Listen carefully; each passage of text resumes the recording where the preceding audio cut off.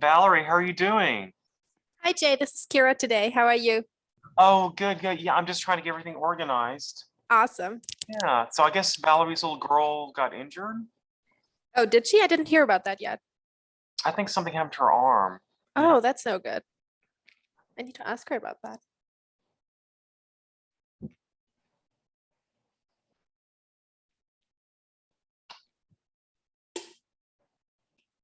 So now, where are you now? I'm now in Houston. Oh, okay, you're in Houston. Yeah, I was in New York over the summer, but now we're back in Houston. Oh, okay. Where are you? I'm in Dallas. Oh, nice.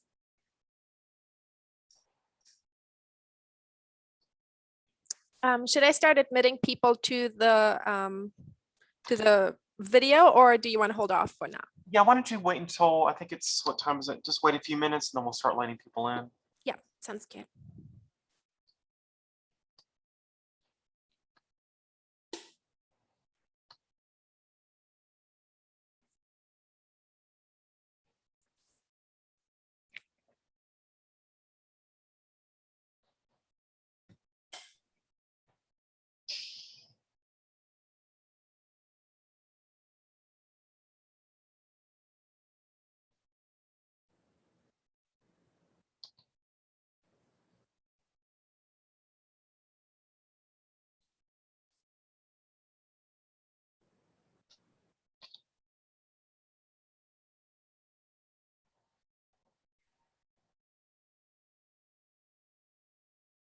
And how many people do you have signed up for right now? Right now there's 3 in the waiting room. Okay, good.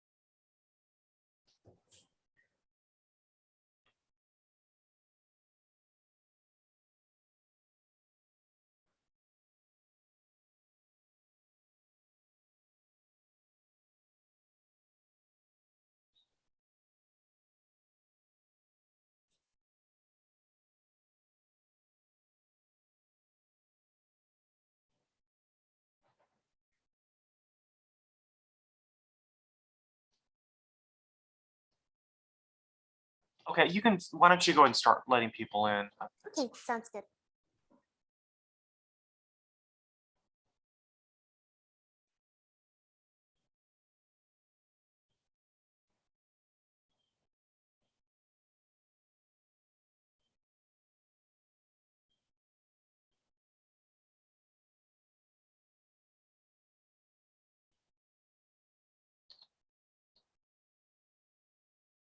I should be ready in about 5 minutes. I'm just getting my I had trouble with the PowerPoint earlier this morning, so Okay, but you're all good now?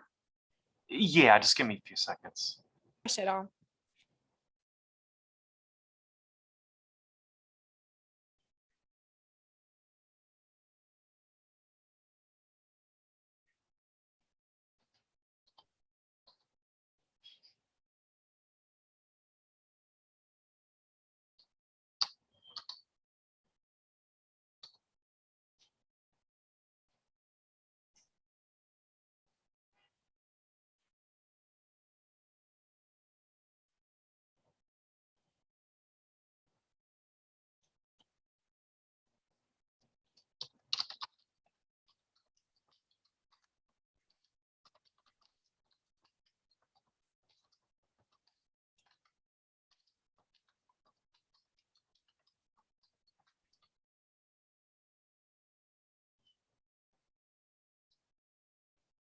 And how many people do you have so far? We have 7. Oh, good. Okay. I should be ready to go in just a few minutes. Perfect. No rush.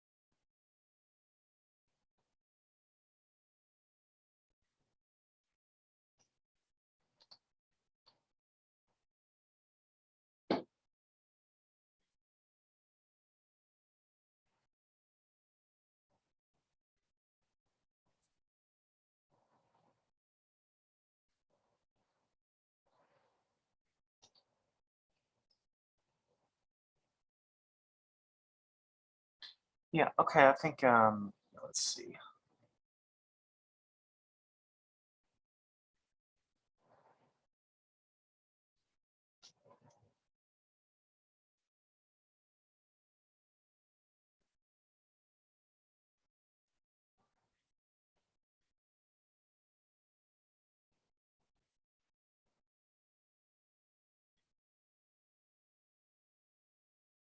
Okay. I think you can go ahead and let people in and then can you hear me okay?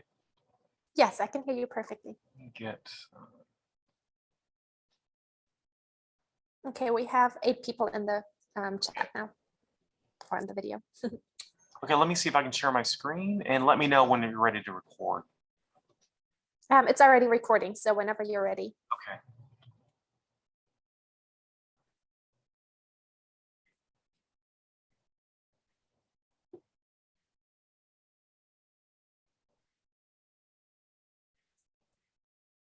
Perfect. I see a screen. Okay. Do you see the full screen? Yes, I do. Okay, perfect. Okay, so welcome back to class. This section is called Planning and Composition with Precedent. We're gonna be looking at, these are just 4 main key buildings we're gonna be looking at, but then ultimately there's some other smaller ones we're gonna be looking at as well too. So you're probably wondering, what is a precedent study? What is a precedent is a model, or it's kind of just a basis for your work. So a lot of these buildings are based off of early ancient classical models. And if I need to enlarge the screen, just let me know. So before we look at that, let's take a look at some, classical composition elements that really need to be honored in determining the form and, of course, articulating the massing of things. There's a couple of images here. So really, classical architecture is articulated by celebrating the individual parts together.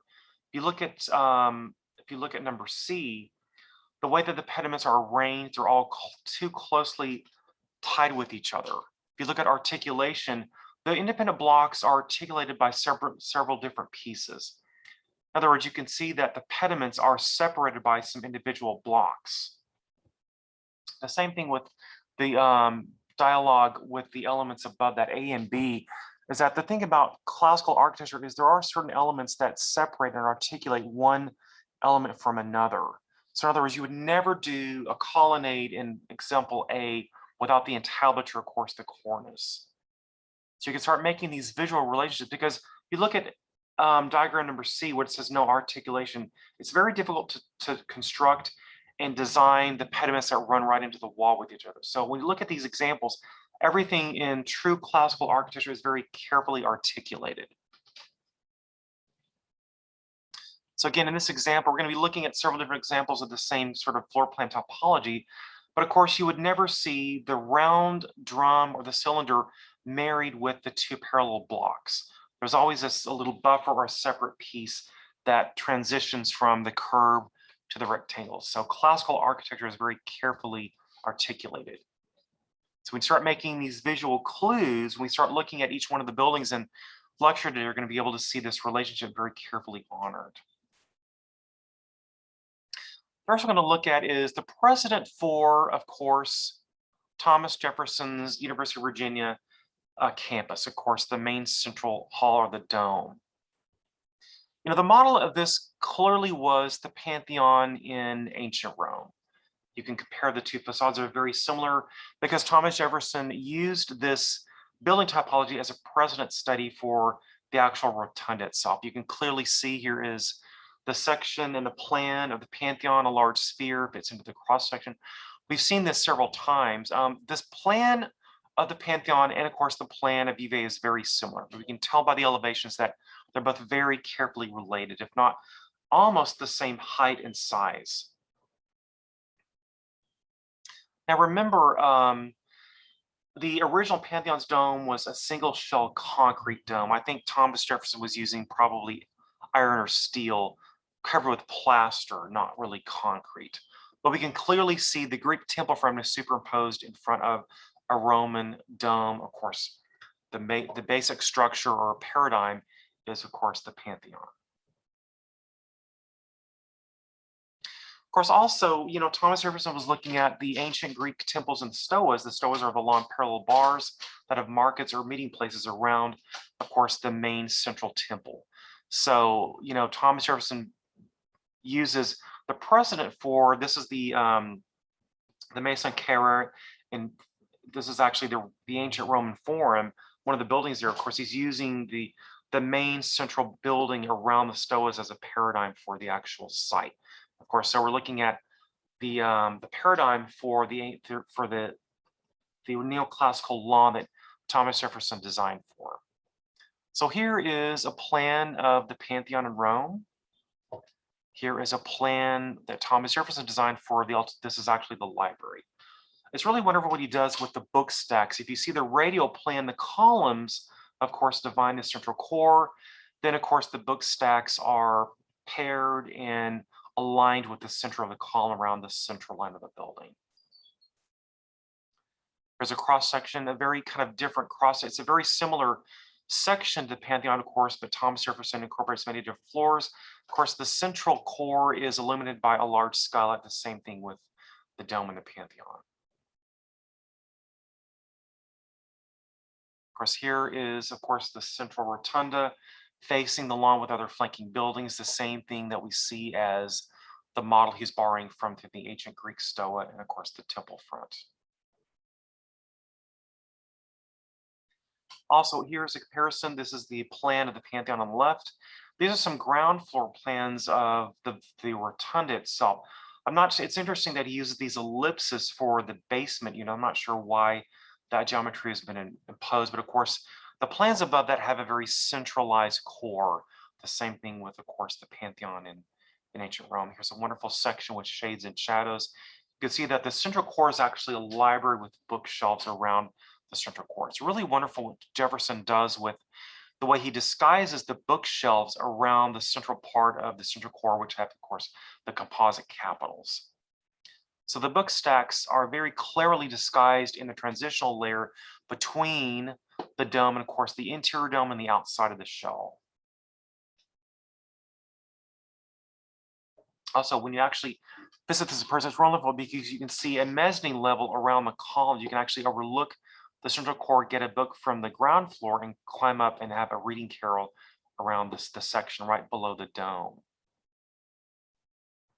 Here's a great picture of it looking through the acanthus leaves around the central core. What's of course different about this one is, Jefferson incorporates fenestration on the facade, whereas the Pantheon has no natural illumination except for the oculus at the center.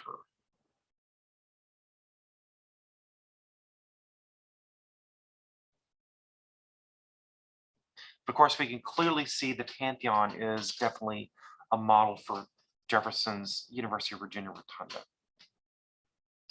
Let's take a look at this diagram where it says articulation. The cylinder and the cube is a very common precedent in geometrical type for classical architecture. We're going to move on to earlier neoclassical architecture. Claude Ledoux in 1788, his rotunda for Parc de la Villette. we're seeing that this becomes a precedent for a later library that we're going to look at in just a few minutes. Here, of course, is the plan of the cube superimposed with the cylinder. Of course, there's a small little oculus, the same thing with the Pantheon. Of course, we're not using a dome at this time period, it's a flat roof. Here's a view inside the oculus, the skylight. This is clearly a model of a much later building in Stockholm, Sweden. The public library for Gunnar Asplund was the architect in 1928. It's interesting that, architects take early temples and transform them into precedent studies for libraries. We're looking at two libraries. One library is the one, of course, the small library, the Rotunda in Jefferson's Rotunda. And then, of course, we're looking at the library for the city of Stockholm, Sweden. It's obviously a pure geometric form. The cylinder is superimposed on top of the square form. Here's a detail of course, the fenestration. The wind is around the dome. It's the drum. It's interesting that we're not using a dome for the cross. We're using a flat ceiling. It's just a very simple precedent, a very simple geometric paradigm to superimpose the cylinder, of course, with the square base. Here's what Gunnar Asplund, the architect, does with the entablature. It's comprised of, we looked at the lotus leaf from the Temple of the Winds earlier in classical architecture last week. He mixes hieroglyphics and, of course, the Greek key design. An interesting relationship of all different cultures. Of course, it's a library, so he's going to literally describe the hieroglyphics as an early form of writing, a perfect sort of frieze detail for a library building. So here are some plans. Again, we're seeing the curve is carefully articulated by the little independent zones between the rectangular blocks and, of course, the curve.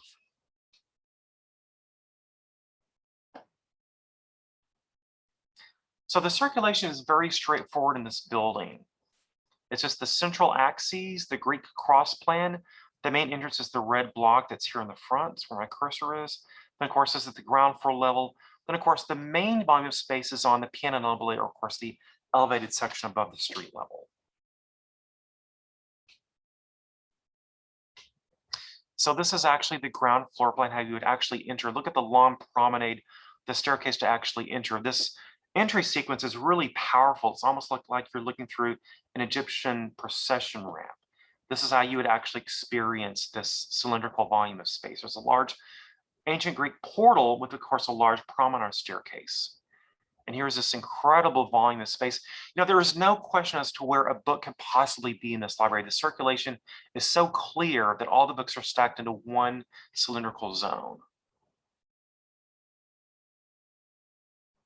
A really remarkable simplistic space to, of course, it's a very complex geometry, but a very simple space to have all the books in one location. The ceiling has a very unusual sort of rough plaster texture to it. I'm not sure exactly. I'm assuming that's plaster, not stone or concrete. So here's the section, of course, illuminated by a large skylight at the center.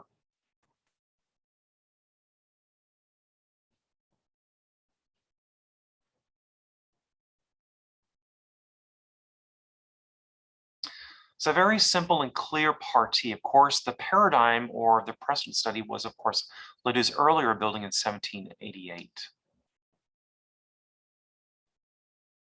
Now, this is architecture in 1928. It's a sort of a precursor to early Art Deco or modern architecture because we're not really exhibiting the classical orders on the facade. So it's a very simple, somewhat early modern approach to articulating facades. Notice that in neoclassical architecture, in this example, Claude Ledoux did not exhibit all the classical orders facing the facades. We see a very simple Doric columnar order without a lot of heavy articulation or detailing around the openings, of course. Normally in ancient classical Greece or Roman architecture, you would be seeing the Doric, Ionic, and Corinthian orders carefully described on the facades. These are very different sort of precursors into sort of a simpler modern architecture.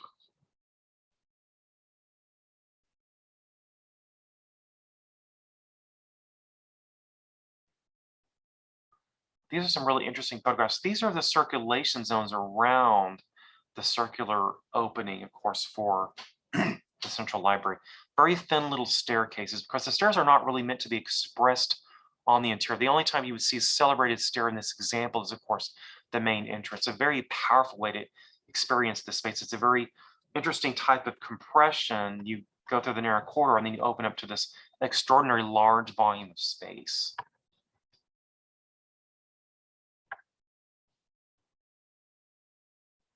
Now, earlier we've seen the cylinder, and of course, this, I think this is a digital model of the building would have looked like. We've seen an earlier study, 1830, by Schinkel, the architect that designed, of course, the Altes Museum. We're seeing the same sort of cylindrical form superimposed in a rectilinear field. Here's a cross section through the museum. It's really a museum for sculpture in Germany. Of course, we're seeing a very similar floor plan that we saw in the Altes Museum, and of course, ClaudeLedoux's example too. So the next example, we're going to look at another Jefferson building designed by Thomas Jefferson, the Maison Carré in Nimes, France. This is 2nd century AD. This becomes a model for, or a paradigm or precedent study for the Virginia State Capitol by Thomas Jefferson again, and the Madeleine, the small cathedral there, the church in Paris. This is probably one of the best preserved Roman temples in the entire world to survive. We're lucky that we still have it. It's still intact. Very little damage has been done, but it's a very perfect little rectilinear spatial volume, of course, with the Corinthian order that Thomas Jefferson really loved, and borrowed this as a proportion study and precedent for the Virginia State Capitol. Of course, here is the Maison Carré in its setting in ancient Rome. The temple fronts surrounded by the perpendicular wings. So Thomas Jefferson used this as a model for the Virginia State Capitol. This is 1788. Later, of course, these additions were done and very faithful and carefully done to the original. Ultimately, Thomas Jefferson kept borrowing Greek and Roman styles as a way of sort of using this as a paradigm or precedent study for most of the government buildings around the United States. So he's really the originator of, making bank buildings, Senate houses based on these early Roman and Greek temples. So we're looking at it's a very interesting spatial dynamic because it's called pseudo-peripteral. The columns actually surround the entire building, but the first front columns in the portico are open. The ones behind that are engaged into the wall. So Thomas Jefferson did the same thing with the form. He did the same thing. The Greek temple front is open in the front. Of course, the columns of the pilasters are engaged into the wall. You will see the double hung windows are superimposed in between the infill between the columns. Again, these additions were added later, very faithful to the classical proportioning. Unfortunately, we're looking at this horrible 1960s building in the background with the radio antenna that kind of ruins the original setting. So when we go back to the original diagrams I was showing you, is that these are clear examples of the way that classical architecture is properly articulated between the individual parts. Never would you see the pediments just joined with the central body of the building in the center. So there is a clear separation. We're articulating the blocks with, of course, a temporal zone in between these. This is a really intriguing set. I think this was added later because it looks like the recent additions, of course, the Parpaleia is the main entry space in in Athens, the ancient Acropolis. I think this was added later. This is really not the original setting, but we're seeing that the Parpaleia is oriented diagonally, as, of course, to show the relationship of the Parthenon in ancient Greece. I don't think this is really intended by Jefferson. This is added much later. So we're going to see the Maison Carré as another example used in Paris, the La Madeleine Church by Vignon in 1842. Of course, it's between the central axis of the Place de la Concorde design we've seen earlier by André Gabriel. So here is a plan. Of course, we can clearly see that the temple front is based on the earlier classical temple. So let's take a look at this. It's a very common, it's very easy to kind of misconstrue or kind of understand that, a lot of these temples look all the same. Well, if you compare the La Madeleine temple based on the Maison Carré in France next to the Parthenon, they're very different because the proportions of the La Madeleine church is very tall and cylindrical. We're using Corinthian capitals, not Doric columns. You can clearly see the relationship and difference between the Parthenon and La Madeleine. because the Parthenon facade is very short and more horizontal. The La Madeleine is, of course, more vertically elongated. Hold on just a minute.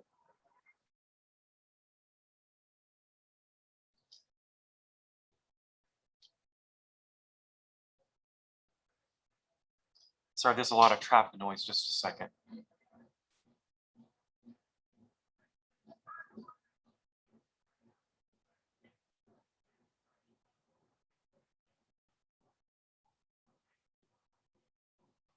Okay, sorry about that. I'm just showing you some examples to where not all temple fronts are the same, because if you look at the original Maison Carré in France, is that the proportions are very vertical and very elongated. So if you look at that in comparison to the Parthenon and La Madeleine, they're very different proportional relationships. Now, the one on the right is actually a reconstruction in Nashville, Tennessee. If you actually get to go out there, it's a completely full reconstructed example of what the ancient Parthenon used to look like.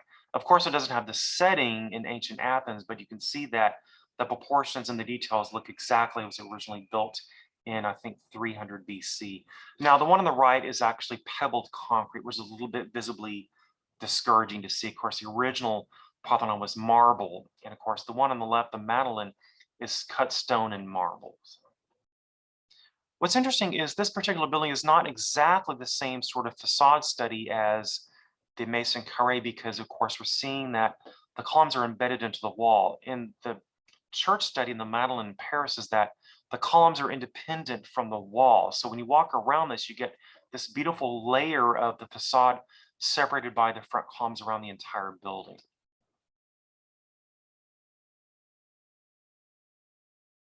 And if you look at this, the Corinthian order is very tall and cylindrical. We have 10 column diameters versus in the Parthenon, we have probably about 7 or 8 for the Doric column. So the way you proportion the capitals is based on the number of diameters. If you remember from our earlier classes that the height of the column is based on how many diameters the cross section of the columns are. So you can clearly see there's definitely a distinct difference between the massive heavy Doric columns and of course the tall cylindrical Corinthian capitals. We're going to move on to New York City. I've shown this project before in class. This is a little bit more in depth. We're looking at, of course, neoclassical architecture, the infamous Penn Station that was demolished in 1968. McKimbey White, of course, this is modeled after the paradigm or the precedent study for the Baths of Caracalla with some sort of inflections into the Baths of Diocletian. Of course, the entire structure and building is based on the ancient Roman baths, a perfect sort of precedent study for a very large public building. Of course, in ancient Rome, of course, it would have been an ancient bath, a meeting place for hundreds of people. Of course, this is train station, which of course is a meeting place for hundreds of people, the same sort of precedent typology for a large public building.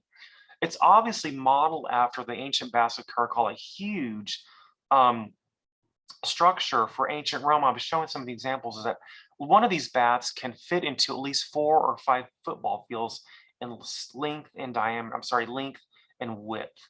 These were enormous, but of course in ancient Rome, these are of course plastered ceiling built with concrete domes. Of course, now we're using cast iron and steel, but look how powerful this building used to be. This is light coming in through some of the clerestory windows. Parts of the building are made with heavy masonry and cast iron. This is 1910, right after the Bessemer process for steel. So probably the exposed structure is cast iron. The concealed structure inside the plaster and stone is probably steel.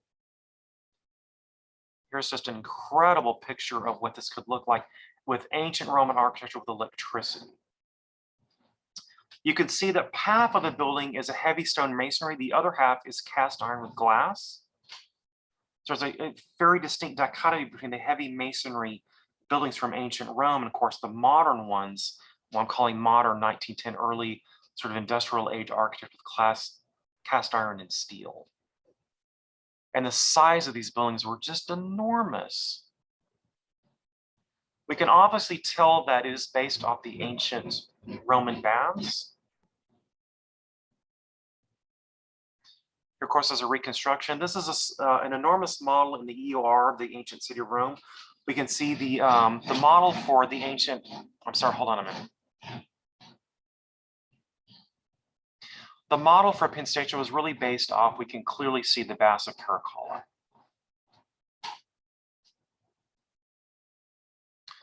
So here's a reconstruction rendering of Penn Station as a watercolor.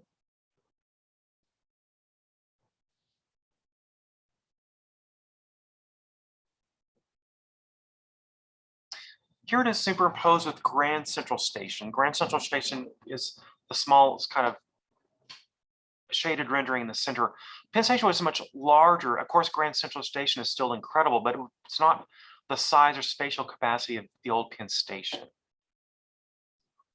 Here's a plan. Of course, we see an emphatic center and axial condition.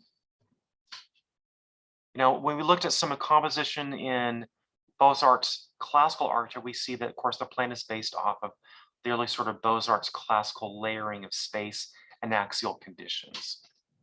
Now, this is 1910 by McKibben White. This is a plan of the Imperial Hotel in 1940 by Frank Lloyd Wright. We see the same sort of axial Beaux-Arts plan configuration in, of course, the Penn Station in 1910. Of course, we see Frank Lloyd Wright's early modernism in 1914, the same sort of plan organization. Of course, Frank Lloyd Wright is not doing classical architecture with this. He's transitioning from his early sort of modern architecture, then of course his later sort of funky architecture with angles and of course cylinders and 45-degree angles. This is definitely much earlier before that, but we can see that it's interesting that the neoclassical architectural plan is similar to the modern architectural plan. It's the same sort of organizing strategy. The central axis with, of course, the wings around each side of it. So what we look at is not only was the ancient baths a paradigm or precedent study for the Penn Station, we can see that the facades from McKibben White's building, of course, are based off of Place de la Concorde and, of course, Paris by Jacques Gabriel. We see the horizontal wing with Corinthian capitals flanked by the pavilions on the left and the right side. Here, of course, is the facade with the parallel wings, of course, flanked by the pediments on the left and the right side.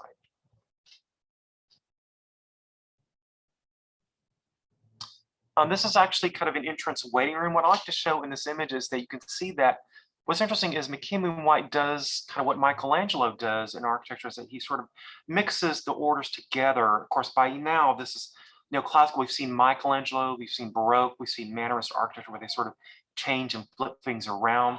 What's interesting is you can see the Ionic capitals are superimposed with the Doric pilasters behind that. It's really interesting that we're seeing neoclassical architects are sort of mixing the sort of orders in sort of a Mannerist language of architecture. And unfortunately, this is a picture of it being dismantled, a major demolition project to remove this entire building. What a shame this extraordinary structure was torn down for something modern. Something modern, I mean something with really no compositional structure. I don't have a picture of it, but it's a tall little skyscraper with, it's a round building with aluminum and steel. Definitely a really bad Xerox of the original, which of course we used to have before 1968 when it was demolished. Now this is actually a construction photograph. Look at this. This is really interesting because in the true ancient Roman baths, we would be using concrete for the ceiling structure. You would be using plaster. It's interesting that we see that the cast iron steel frame is faced with plaster to look just like a reconstruction of the ancient baths. Here is an image of the facades of the baths of Diocletian. We can see that the curved lunettes with the individual compartments are a very common theme in neoclassical architecture, especially with these particular windows. So we see both baths, the planned configuration of the baths of Caracalla superimposed with the windows of the Diocletian baths together in one beautiful sort of composition.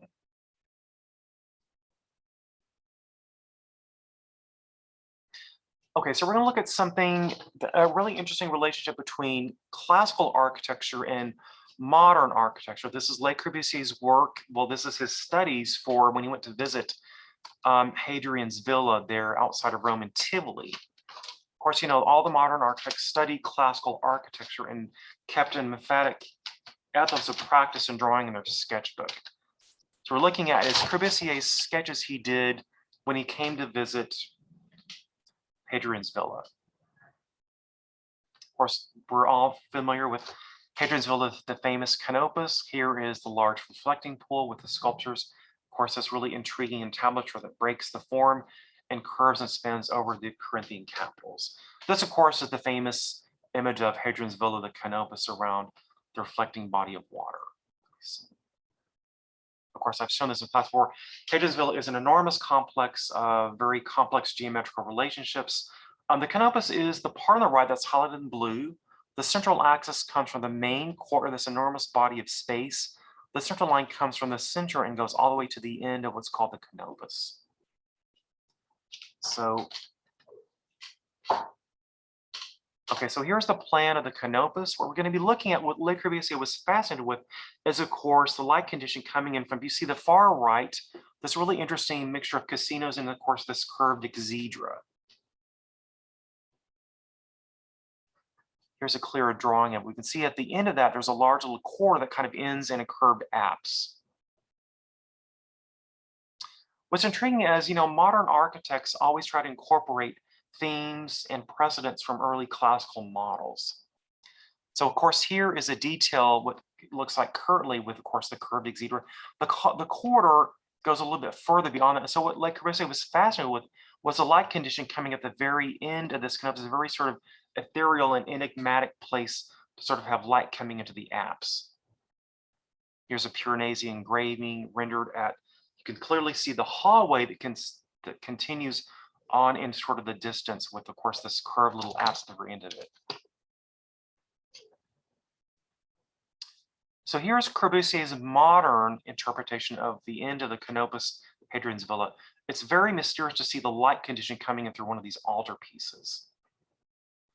So of course, here is the exterior of Ronchon Chapel. Here's these, what I'm calling light cannons to allow that light condition to come. Of course, it's kind of a variation of Hadrian's canopus there at the end of it in a modern sort of character. So here's some of Le Corbusier's sketches of trying to sort of emulate in modern architecture the ancient classical apse from Hadrian's Villa. Really interesting, remarkable. So here's, of course, is the end of the hallway. We're looking at the very end of course, the terminus of the canopus, which probably would have been a larger sculpture.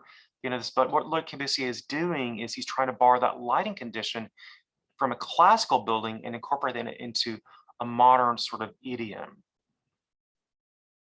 So when you visit this chapel, it's not about having windows on the facade. You can clearly see that there's a special lighting condition above each one of the altar pieces.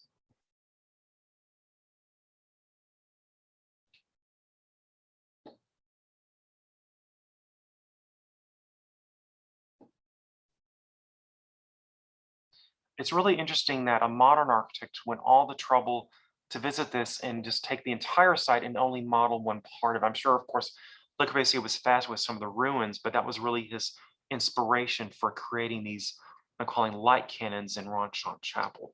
I know it's a modern building, but it's really extraordinary to see these light conditions coming into one small little chapel like that.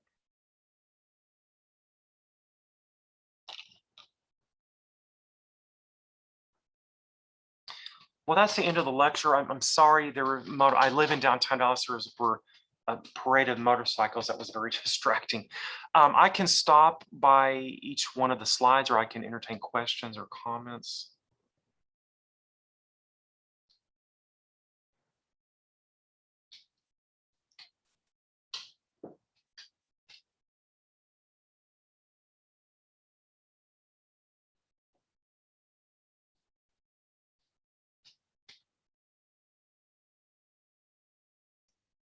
Hi, Jay. This is Tama.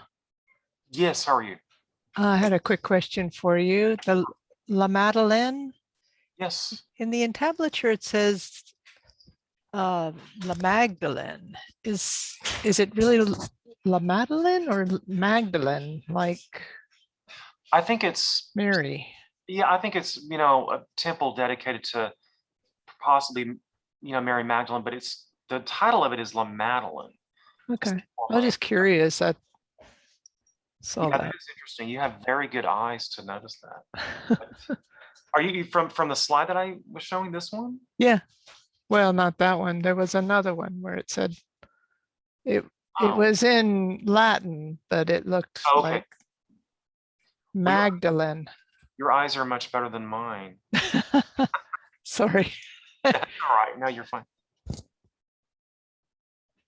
I think I forgot to show you the plan of this is really intriguing.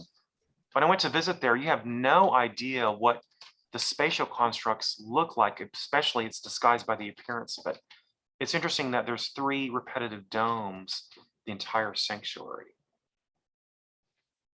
Of course, the interior is not quite as successful as the Pantheon in Rome because it's a very dark interior illuminated by these 3 cylindrical skies. There's really no windows on the exterior, it's only illuminated by the ceiling.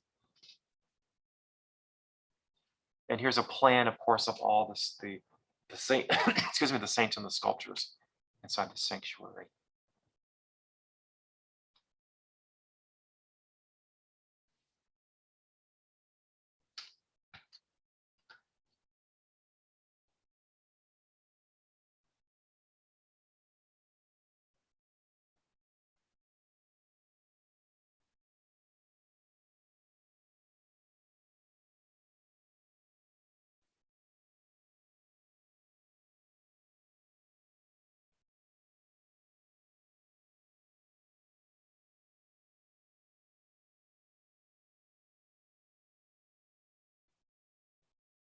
Well, when I show I teach modern architecture at University of Texas in Arlington, I always show them that modern architects, always kind of remember the past and model it instead of just forgetting about it.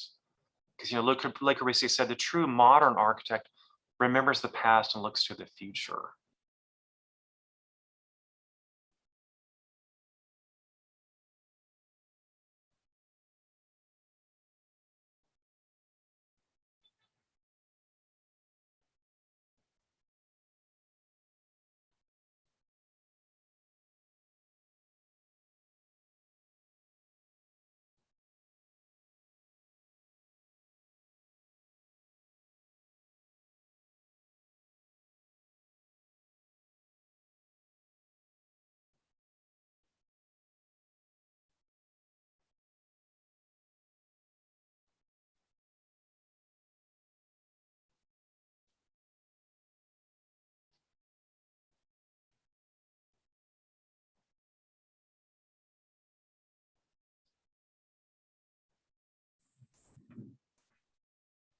Hi, Jay. Yes. Hi, this is Kathy. Hi. Why do you think that there was such an emphasis on building these spaces so huge? Like looking at the photos of Penn Station, Mhm. I mean, I can understand cathedrals, but this is, I mean, it's gorgeous and it's a terrible shame that they tore it down. But Right. why do you think, what was the purpose of building that space so huge? Part of it is probably because, this is really, of course, this is not scaled for the pedestrian. Obviously, it's much taller than it needs to be. But of course, New York was a huge city. I mean, it had to accommodate thousands of people. But, really, the building is scaled for the entire city, not just for the person itself. It's interesting that if you look at some of the sections of St. Paul's, St. Peter's, and the Florentine Cathedral, is that they're a little bit oversized, but of course they're scaled for visibility from the city. So I think it's proportion for the scale of New York, not just for the individual pedestrian. But yeah, that's an interesting question. They're much larger in sectional height than they actually need to be. But if you study early classical proportions, is that there's a ratio of the plan dimension to the height. You can imagine, if this were scaled for the height of somebody, just, let's say the person's 5 or 6 feet tall and scaled for a 12-foot ceiling would look like a large pancake. Yes, exactly. But that's a good question. I think it's designed to be grandeur. I mean, we've seen the grandeur of the Baroque era. Everything is sort of overdone and overdecorated. I think it's really kind of overscaled. Mhm. But I just think that, McKinney and White were saying that, this is a huge train station. Let's make it as grand as possible and scaled for the city of New York, not really just for the person or the train itself. Mhm. Yeah, it's mind blowing to think the scale of these spaces Right. are huge. Yeah. And do we know if it were if it were structural issues that the building had to be demolished, or was it a financial thing that they they found they could make more money with a skyscraper. You know, they didn't make mistakes on structure. These were built to last forever, you know, because now we have steel and cast iron. So the architects, you know, factored the safety in at the beginning. Now, this was simply just demolished because of new progress and popular styles. This is, you know, demolished in the 1950s and 60s, which there's a trend called the Holocaust of classical architecture, where we're trying to make the entire everything look streamlined and modern. No, there's nothing wrong with the building. They just wanted to get rid of classical architecture altogether as a way of sacrificing the original integrity in building something modern. I think Jackie Onassis at the time, she had a huge campaign to save this building, but she was unsuccessful. And I think this is a time where that awful Robert Moses was ruining all the cityscape with his horrible highways. And I think he was one of the people that wanted this demolished for something new and modern. You know, because I give architectural walking tours in my neighborhood in downtown Dallas, and there were so many extraordinary buildings, not to this capacity, but there were incredible classical buildings that they were torn down for parking lots. I mean, work like this for a parking lot for maybe 60 cars. Right. It's just, you know, when I look at something like this being taken down, my gosh, my heart just sinks. Not only the person to draw that, to imagine this, and then to convey to contractors how to build these things is really just kind of criminal to do that. Yeah. Yeah, such a really, it's a crime. It Quite a is. crime. But, you know, when we go back to the smaller temples, you know, we really don't need physically for, you know, the temples to be, or the buildings to be this tall. This is a sacred space. So the spaces have to be proportioned, of course, based on the plan, of course. Now, these were originally, the temples were built for gods in ancient Greece and Rome. You know, they worshiped Jupiter and, you know, Zeus. So the temples had to be as large and tall as possible. So I think they're sort of bringing that sort of godlike proportioning into buildings like this. Okay, well, thank you for explaining that.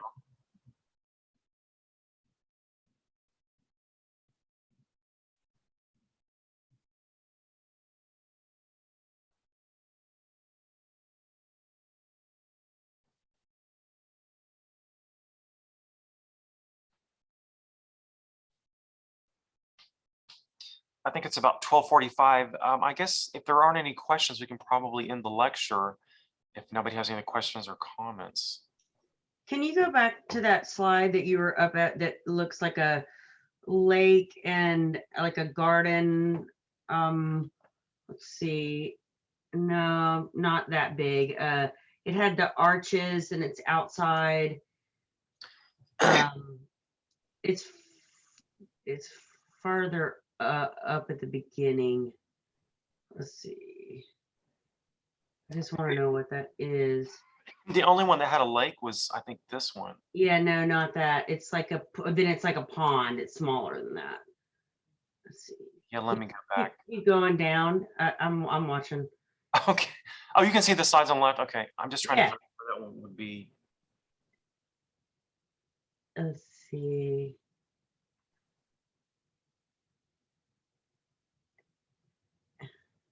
Is it this one? No. No, but that's interesting too. Right Oh, there. Hadrian's Villa, this one. Yeah. Oh, okay, that's what it is. I knew I recognized it. Okay, thanks. Yeah. And then, you know, if you go to visit, if you buy a postcard at Hadrian's Villa, this is the one that's the most photographed. It's the one that you automatically associate the identity of Hadrian's Villa. Yeah, but this is the curved colonnade around the end. If you can see my cursor, it's the curve. This is the only part that's actually still somewhat half finished and remaining. It's a little bit disappointing to go visit Hadrian's Villa because it's in such a run, it's really hard to see. You can't really experience the floor plan at all because, of course, it's so large and it's been mostly seen because pretty much all the buildings look like this. Now, this is what it looked like during Piranesi's time in 1748. Wow.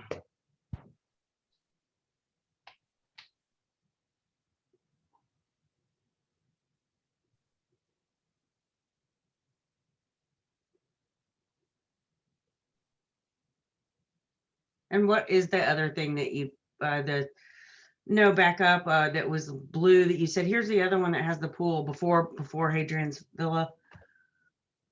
Oh, was- this was, yeah, right there. Wait, you passed it. Right there with all the blue. yeah, I think that's the Bass of Diocletian. Mhm. Okay, It's a reconstruction now. very pretty. But you can tell how large look how tall that space is. It's probably at least 400 feet tall. Hmm. Thank you.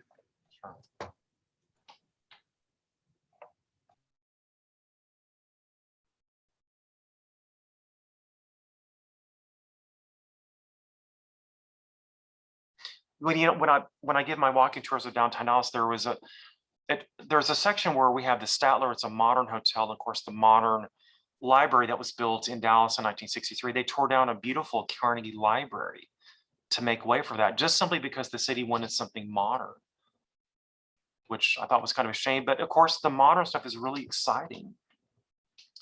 But you just shouldn't be tearing down Carnegie libraries. You know, like you shouldn't be tearing down stuff like this. And Tara, are you actually at the Hall of Mirrors of Versailles? Is that where your laptop is?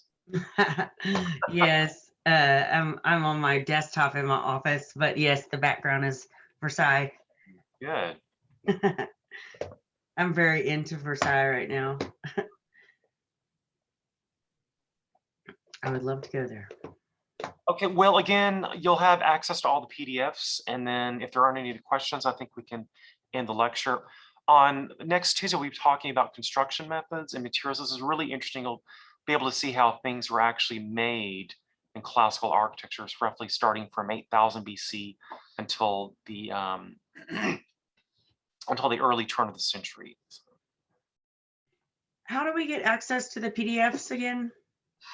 At the end of each month, I compile just a portfolio of all the PDFs. You should get them probably at the end of the month. In an email?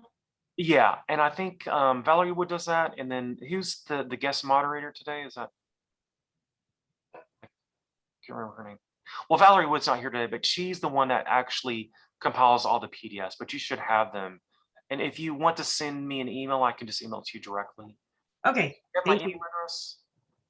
I'll type it in the chat box and then you can.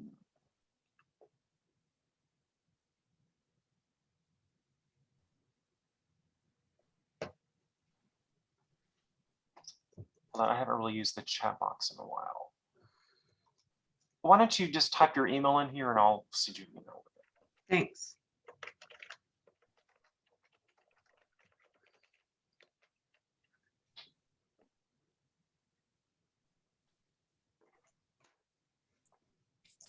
Yes, someone just asked whether the videos will also be on YouTube. They will be on YouTube. Okay, yeah, they're also trimmed and reformatted for YouTube, so you can see them there. Oh, I'm sorry, I noticed that there's some other questions that I didn't have a chance to answer. There is a dreadful bus station that replaced it. Yeah, totally depressing. Oh no, there's that. I'm just now looking at these. Okay, so I got your Tara, I got your email. Okay. Great, thanks. Thank you. Yeah, because I haven't seen any emails yet since we started these classes that had the slides. Also, somebody was saying that this was torn down to make for Madison Square Garden. Now, this was demolished in 1963. So yes, the new Madison. Well, they also tore down McKean White's other incredible Madison Square Garden buildings to make way for something modern. So, yeah. But the Madison Square Garden now today is completely different than what was originally built by McKean White. So those are both really tragic. And I did discuss the original Madison Square Garden built in the early 1900s by McKean White earlier in the lecture, but I'll have to go back and look through those images, but yeah. Okay, thanks everybody, and I will see you next Tuesday. We'll talk about construction methods. Thank you so much. Have a great day. You too.